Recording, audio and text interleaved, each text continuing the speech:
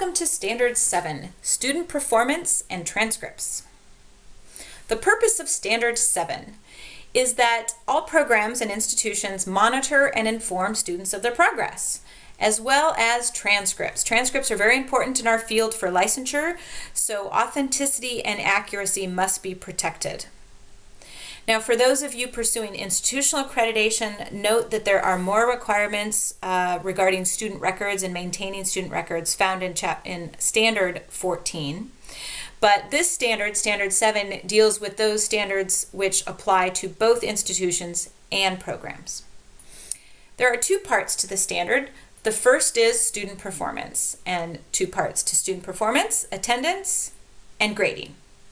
The second part of the standard is transcripts, and the important parts of the transcripts to note are that they are authentic, they are accurate and verifiable, and they are maintained indefinitely. So let's take a look at these. Standard 7, Section A, Attendance and Grading Policies.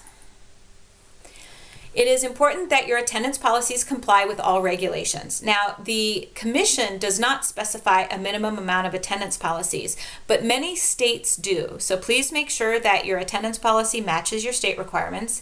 And for those of you participating in Title IV, you may also be required to meet the 90% attendance. This is generally with clock hour programs.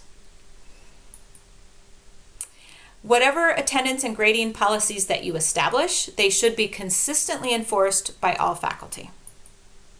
And students should be receiving the grades and attendance progress reports on a routine basis. And for those students in particular who are not meeting the performance standards as set, there should be a formal way that they are informed of this. Transcripts. Now, transcripts are important in our industry, and so the Commission is putting more emphasis on these to protect against fraud. They are released only by graduate request, and appropriate measures should be taken to protect transcript authenticity. This could include using watermark, paper, embossed seal, notarized. Now, for those of you in programs in larger institutions that have a special registrar's office, this is normal. But if you are also establishing or generating transcripts for licensing boards, which may be slightly different than the official registrar transcripts, please make sure you're taking measures to protect transcript authenticity in that way as well, and working with your registrar's office to do so. Transcript information must be accurate, and it should be verifiable, which means there are student records on file to explain and justify what's on the final transcript, that the student was in fact a student, and that the grades can be verified in some way.